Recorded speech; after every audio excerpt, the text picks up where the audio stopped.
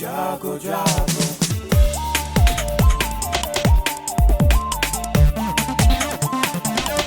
Radio जागो जागो radio जागो 90.4 एफएम। आप सभी सुनने वालों को मेरा नमस्कार। आप सुन रहे हैं रेडियो जागो 90.4 एफएम। मेरा नाम है आरजे दीपक और आज है 3 दिसंबर। जी हाँ, ख़ास दिन है क्योंकि आज मनाया जाता है वर्ल्ड हैंडीकैप्ड डे। जी हाँ, एक ऐसा दिवस जो समर्पित होता है दिव्यांगजन को। अंतर्राष्ट्रीय दिव्यांगजन दिवस का आयोजन पहली बार हुआ था 3 दिसंबर 1992 को और इसकी शुरुआत विश्व स्वास्थ्य संगठन ने की थी। संयुक्त राष्ट्र महासभा ने सन 1981 को वर्ल्ड हैंडीकैप्ड डे घोषित किया था और 1992 से इसे पूरी दुनिया में ढेर सारी सफलता के साथ हर वर्ष लगातार मनाया जाता है। समाज में उनके आत्मसम्मान, सेहत और अधिकारों को सुधारने के लिए और दिव्यांगजन की सहायता के लिए एक साथ होने के साथ ही लोगों की विकलांगता के मुद्दे पर भी पूरे विश्व भर की समझ को सुधारने के लिए इस दिन के उत्सव का उद्देश्य बहुत बड़ा है। जीवन के हर एक पहलू में समाज में सभी विकलांग लोगों को शामिल करने के लिए भी इसे देखा जाता है, जैसे राजनीतिक, आर्थिक, सामाजिक और सांस्कृतिक। और आज के समय में ये जानकर बहुत खुशी होती है कि वो लोग भी पीछे नहीं हटते हैं समाज में अपने आप को कंधे से कंधा मिलाकर चलने में। वो इस्तेमाल करते हैं आज की हर एक जानकारी को, इस्तेमाल करते हैं आज की टेक्निकल चीज़ों को और ख़ुद को आत्मनिर्भर बनाते हैं। आइए इसी बारे में हरदोई जनपद के सोनू की बातें सुनते हैं, जो कि दृष्टि बाधित हैं और वो आपको बता रहे हैं किस तरह से वो अपनी ज़िंदगी को आसान बनाते हैं और अपने लक्ष्यों को हासिल करते हैं। नमस्कार, रेडियो जागो 90.4 एफएम के माध्यम से मैं सोनू गुप्ता, जनपद हरदोई रहने वाला कसौना बालामऊ का, और मैं वर्तमान समय में लखनऊ ब्लाइंड स्कूल में पढ़ाई करता हूँ। स्पर्श राजकीय दृष्टिबाधित बालक inter college Mohan road Lucknow. दृष्टिबाधित छात्र किस तरह से पढ़ाई करते हैं उसके बारे में आप सभी को बताने का प्रयास करूँगा। कई बार देखा गया है कि बहुत लोगों को पता ही नहीं होता है कि दृष्टिबाधितों की जो पढ़ाई ब्रेल लिपि है क्या। ब्रेल लिपि के बारे में ही बहुत लोगों को नहीं पता है। एक बार मेरे साथ क्या हुआ कि मैं अपने पिताजी के साथ नाई की दुकान पर गया हुआ था, तो वहाँ पर एक अंकल जी बैठे हुए थे, काफ़ी देर से मुझे देख रहे होंगे वो। हम लोगों को तो अब एहसास हो ही जाता है, आप लोग इसे गॉड गिफ्ट कहें या फिर, बट एहसास हो गया था मुझे, काफ़ी टाइम से वो मुझे देख रहे थे। उसके बाद में उन्होंने थोड़ी देर बाद मेरे पिताजी से पूछा कि भाई साहब इसे दिखाई नहीं देता है क्या? मेरे पिताजी ने कहा नहीं। उन्होंने दोबारा पूछा क्या? बिल्कुल भी नहीं। मेरे पिताजी ने कहा नहीं, बिल्कुल भी नहीं। लेकिन अभी वर्तमान समय में लखनऊ ब्लाइंड स्कूल में पढ़ाई कर रहा है। तो वो बड़े अंकल आश्चर्यचकित हुए कि मतलब लखनऊ में पढ़ाई कैसे करता है, कैसे पढ़ लेता होगा ये, मतलब उन्हें विश्वास नहीं हुआ। दूसरा फिर मेरे पिताजी ने कहा कि फ़ोन भी चला लेता है। तब फिर अंकल जी उन्होंने थोड़ी देर सोचने विचारने के बाद में पूछ ही लिया कि मतलब फ़ोन कैसे चलाता है। अंकल जी ने फ़ोन जो है अपना दिया। उस दिन संयोगवश मैं अपना फ़ोन नहीं ले गया था, वरना वैसे मैं फ़ोन अपने साथ ही रखता था। लेकिन उस दिन मैं फ़ोन नहीं ले गया था, भूल गया था घर में। तो अंकल जी ने फ़ोन दिया कि इसको चलाओ। फिर अंकल जी को मैंने बताया, अंकल जी आपके फ़ोन में एक टॉकबैक नाम का फ़ीचर होता है, उसको ऑन कर लेने से आपको पूरा फ़ोन वॉइस ओवर में कन्वर्ट हो जाएगा। सारा वॉइस ओवर में आपको सुनाई देगा। आप जिस पर भी टैप करेंगे वो चीज़ बोलेगा। फिर उसके बाद डबल टैप करने पर ही वो चीज़ एक्टिवेट होगी। तो इसके बारे में मैंने उनको बताया तो वो बहुत खुश हुए। तो फिर मैंने उसी के बाद मैंने सोचा कि क्यों ना कुछ ऐसा लिखा जाए जो जागरूक हो सके, जिससे आम जनता जागरूक हो सके। तो मैंने हम सभी दृष्टिबाधितों के बीच की जो बातें हैं स्टडी की, आप तक शेयर कर रहा हूँ। और रेडियो जागो 90.4 एफएम के माध्यम से सबसे पहले अभय शंकर गौर सर का भी बहुत बहुत धन्यवाद कि उन्होंने मुझे रेडियो के माध्यम से सभी जनपद वासियों तक पहुँचने का मौका दिया। साथियों, दृष्टिबाधित के बारे में बताया गया है। दृष्टिबाधित क्या अर्थ है? जहाँ दृष्टि का अर्थ है देखना, बाधित का अर्थ है रुकावट, यानी देखने में रुकावट। बालक शैक्षिक कार्यों के लिए तब नेत्रहीन समझे जाते हैं जब उनकी दृष्टि एक्टिविटी 20 से 200 होती है। इससे कम होने पर तथा इससे अन्य अक्षमताएं होने पर भी बालक दृष्टिबाधित समझे जाते हैं। उसके बाद में है एक सामान्य दृष्टिबाधित बालक उसी स्कूल में प्रवेश कर सकता है जिसमें सामान्य रूप से देखने वाला बालक बस उसे योग्य होना चाहिए। बताया गया है कि स्कूल में तो एडमिशन ले सकते हैं नॉर्मली, लेकिन कपड़े वगैरह हम अपने आप से पहन सकते हो तभी उस स्कूल में एडमिशन लेते हैं। जो दृष्टिबाधितों का स्कूल है, जैसा कि मैंने भी शुरुआत में बताया, लखनऊ ब्लाइंड स्कूल में मैं पढ़ाई करता हूँ। ऐसे ही कई स्कूल अब संचालित हो रहे हैं। एक मेरठ में है, एक दिल्ली में है, दिल्ली में बहुत से हैं, और लखनऊ में बताया। लखनऊ जिस एरिया में मेरा ब्लाइंड स्कूल है उसमें आसपास हैंडीकैप्ड्स के कई स्कूल हैं। हम दिव्यांग साथियों के कई वहाँ पर स्कूल हैं, जिसमें HIVI के अलग-अलग स्कूल हैं। उस एरिया में ब्लाइंड स्कूल्स भी हैं। उसके बाद शकुंतला मिश्रा पुनर्वास विश्वविद्यालय, उसी के आगे यूनिवर्सिटी है। तो यहाँ पर बताया गया है, परंतु दृष्टिबाधित बालकों को स्कूल जाने से तात्पर्य है कि दृष्टिबाधित बालकों के स्कूल, ठीक है, जैसा कि मैंने बताया वही है यहाँ पे। वही ऐसे बालकों को विशेष शिक्षा दी जाती है। हमारे लखनऊ ब्लाइंड स्कूल में अगर हम आपको बताएं तो वहाँ पर हमारे कई टीचर्स हमारी तरह ही हैं पूर्णतः, और वो भी ब्रेल बुक से रीड करके हमें पढ़ाते हैं। बहुत कम टीचर्स हैं जो है नॉर्मल हैं, लेकिन ज़्यादातर टीचर जो है टोटल ब्लाइंड है। जिसमें हिंदी के हैं, मेरे स्कूल में हिंदी के हैं, संस्कृत के हैं जो कि ब्लाइंड ही हैं, और एक सर थे, वापस से उनकी नजरें वापस आ गई हैं। तो जैसा कि अभी कि इन्हें ब्रेल बुक से हम लोग रीड करते हैं तो इन्हें ब्रेल कक्षाएं कहा जाता है। दूसरा, अब टेक्नोलॉजी के माध्यम से भी पढ़ना बहुत आसान हो गया है हम सभी को। 10th और 11th 12th की उनमें और यूनिवर्सिटीज़ में रिकॉर्डिंग कर करके जो है पढ़ाई होती है। तो ब्रेल की बुक के भी माध्यम से और रिकॉर्डिंग के भी माध्यम से कुछ नोट्स वगैरह होते हैं तो रिकॉर्ड करके हम लोग उसको लर्न कर लेते हैं। कई बार होता क्या है कि बहुत से मेरे साथी हैं जो सामान्य स्कूल में पढ़ रहे हैं, उन्होंने और कहीं ब्लाइंड स्कूल में एडमिशन नहीं लिया है, तो उनसे भी मैं यही कहना चाहूँगा, अभी भी मौका है आप सभी के पास। अब जो 10th में पहुँच चुके हैं, अब उनका तो मैं नहीं बता सकता, लेकिन अभी जो 8th में है, जो 9th में है, तो वो अभी ये चीज़ कर सकते हैं। 7th में है, वो सभी ये कर सकते हैं। अभी आगे बहुत मौके हैं। दृष्टिबाधितों के स्कूल व ब्रेल कक्षाएं इसलिए संचालित की जाती हैं ताकि वे सामान्य रूप से आत्मनिर्भर बन सके। किन उपकरणों के माध्यम से पढ़ाई करते हैं? सभी उपकरण को 3 भागों में बांटा गया है। परंपरागत उपकरण, जो परंपरा मतलब चलती आ रही है, स्टार्टिंग हुई जब से ब्रेल की, तब से। उसके बाद में परंपरागत उपकरण, उसके बाद में है दूसरा आधुनिक उपकरण। जी हाँ, आधुनिक उपकरण भी अब बहुत से हैं, अभी बताया जाएगा इन सभी उपकरणों के बारे में। तीसरा है गणितीय उपकरण। गणितीय उपकरण में कुछ खास नहीं। फर्स्ट है टेलर फ्रेम, और सेकंड अभिकस। अभिकस होता है, और टेलर फ्रेम में होता है कि मतलब टाइप्स होता है, और इसमें डायरेक्शन होते हैं, 8 डायरेक्शन।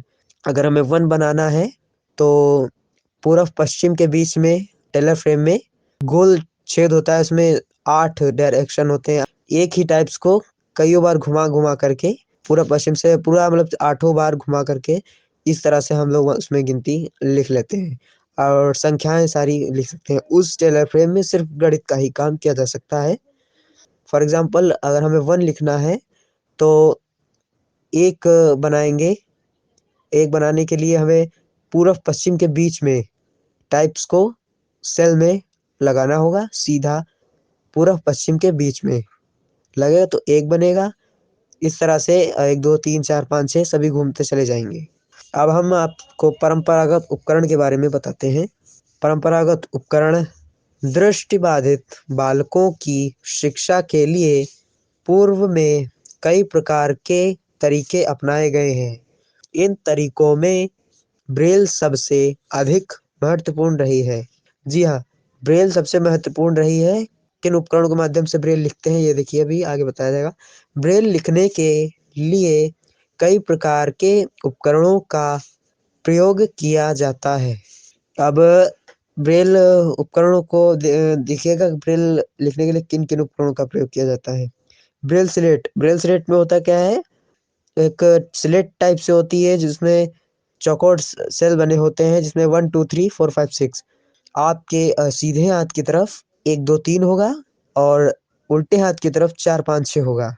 सबसे पहले तो बता दें, ब्रेल में पूरी की पूरी कोड में होती है, डॉट्स में होती है। सभी लेटर्स, हिंदी, इंग्लिश, मैथ, सभी लेटर्स डॉट में होते हैं। जैसे हमें अगर ब्रेल में लिखना है, फॉर एग्जांपल ए लिखना है, तो ए की डॉट होगी 1, बी की डॉट होगी 1 2। अब 1 मैंने बताया, तो 1 लिखने के लिए हमें 1 लिखना है ना, तो हमने आपको बताया कि उल्टे हाथ की तरफ 1 2 3 होता है, तो उल्टे हाथ की तरफ सबसे ऊपर उसी सेल में 1 लगाया जाएगा। एक स्टाइलर्स होता है, उसके माध्यम से हम स्टाइलर्स में जो है हल्का सा पुश करते हैं तो डॉट दब जाती है। और डॉट किस पे दबती है ये बताएंगे अभी हम आपको कि डॉट एक ब्रेल पेपर होता है जो कि ब्रेल लिखने के लिए स्पेशल पेपर्स होते हैं, वो उनको ब्रेल पेपर बोला जाता है। उसको उस स्लेट में लगाया जाता है। उस स्लेट में लगाने के बाद स्लेट को क्लोज कर दिया जाता है। फिर उसके बाद में क्लोज करने के बाद फिर बताया मैंने सीधे हाथ की तरफ 1 2 3 और उल्टे हाथ की तरफ 4 5 6। तो 1 लिखने के लिए हमें उल्टे हाथ की तरफ सबसे ऊपर 1 लिख देना होगा। उसके बाद अगर हमें 2 लिखना है तो 1 के थोड़ा सा नीचे आकर के 2 पुश कर देना है। 3 लिखना है तो 2 के थोड़ा सा नीचे आकर 3 लिख देंगे। ठीक है, इसी तरह से 4 5 6 भी लिखा जाएगा, लेकिन वो उल्टे हाथ की तरफ हो जाएगा। इसी तरह से पूरे लेटर्स सभी हिंदी, इंग्लिश, मैथ सब डॉट्स में होते हैं। स्टाइलर्स जैसे कि मैंने बताया आपको, आप ऐसे समझिए जैसे आप सभी लोग कॉपी पर लिखते हैं पेन या फिर पेंसिल के माध्यम से, तो वैसे ही हम लोगों का स्पेशल होता है स्टाइलर्स। उसी से हम लोग ब्रेल में डॉट्स लगाने के लिए हल्का सा पुश करना पड़ता है, तब ब्रेल डॉट लगते हैं। अब दूसरा हो गया स्टाइलर्स। तीसरा उपकरण है ब्रेलर। जी, ब्रेलर 2 प्रकार के होते हैं। एक तो ब्रेलर इलेक्ट्रॉनिक वाला होता है जो लाइट से ही चलता है।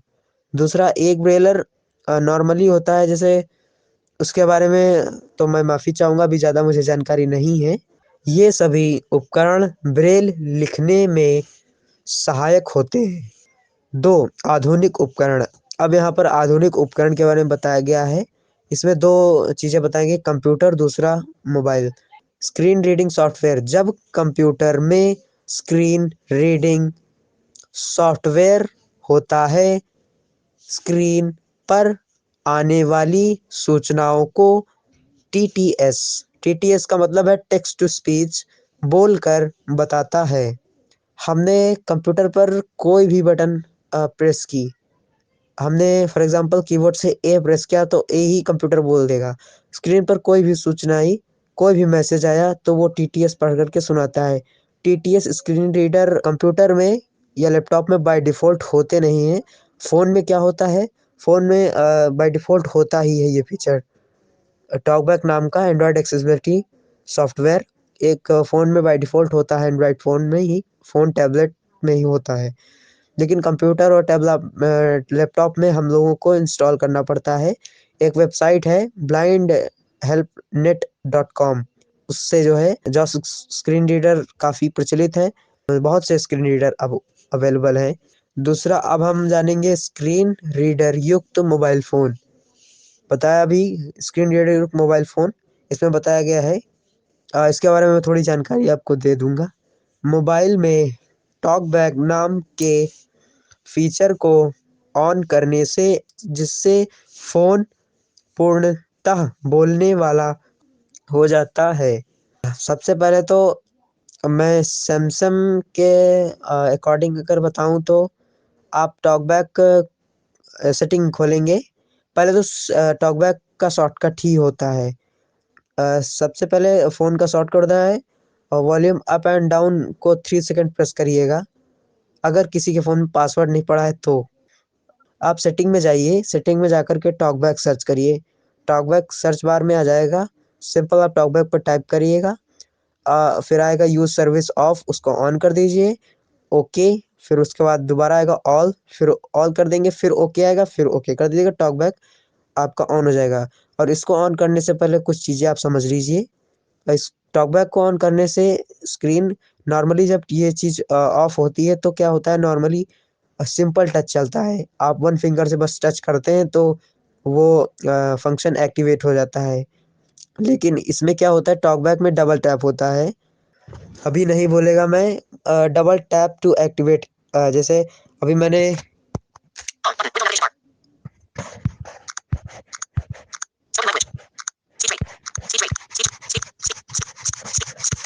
Speech rate. Home button. देखिए बोला होम बटन।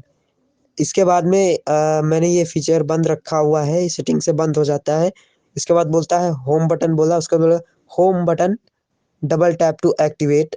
इस तरह से बोलेगा, मतलब आप सभी को हिंट भी मिलती चल रहती है कि आपको कहाँ पे क्या करना है।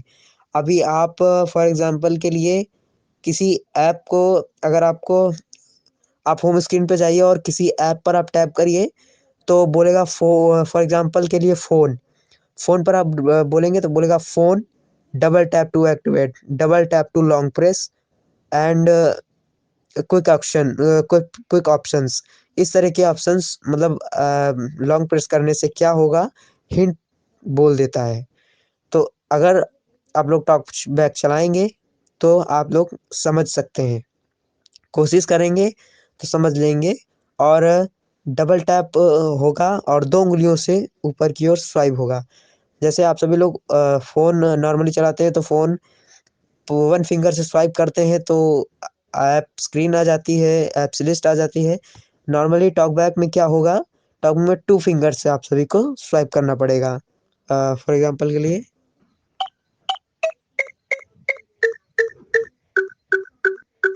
देखिए, मैंने 2 फिंगर से नीचे की ओर किया, स्वाइप डाउन किया तो जो है इस तरह की आवाज़ आई। मतलब आवाज़ प्लस होते हुए माइनस हो गई, होती गई।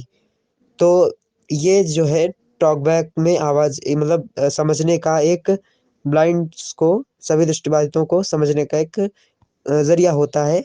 अभी मैं स्वाइप अप करूँगा।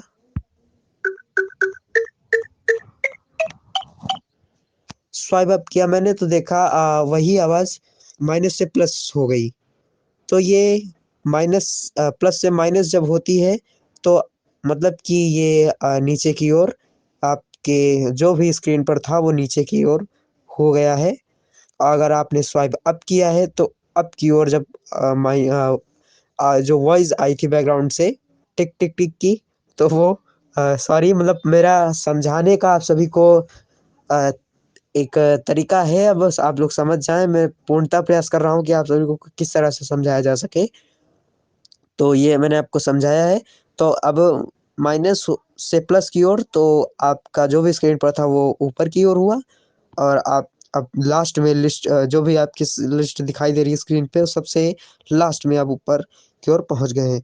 यही चीज़ अगर आप धीरे से करेंगे तो धीरे-धीरे छोटा थोड़ा-थोड़ा आइटम जो भी स्क्रीन पर होगा लिस्ट में, वो थोड़ा-थोड़ा स्क्रॉल होगा।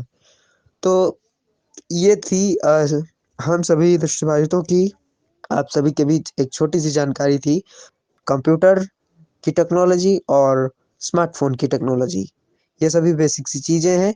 बाकी आप सभी लोग यूट्यूब पर बहुत कुछ सर्च कर सकते हैं। How to use TalkBack for blind person with TalkBack. इसमें बहुत से टॉप चैनल मिल जाएँगे, आप लोग देख लीजिएगा। रेडियो जागो 90.4 एफएम आप सभी लोग सुनते रहिए। और एक बार फिर अभय शंकर गौर सर को बहुत-बहुत धन्यवाद। इस लायक मुझे समझा कि जो है मैं रेडियो पर आप सभी को, अपने जनपद वासियों को जानकारी दे सकूँ। बहुत-बहुत धन्यवाद।